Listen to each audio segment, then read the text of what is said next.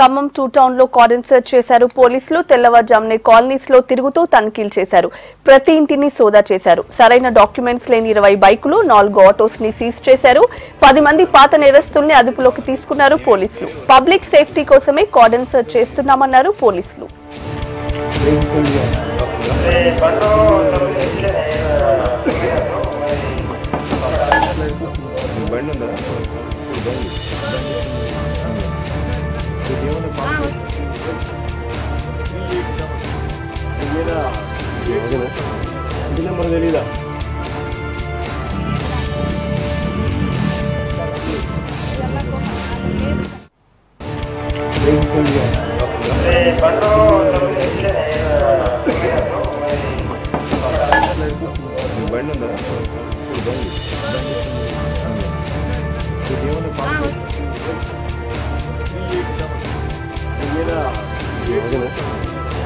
तेलीदा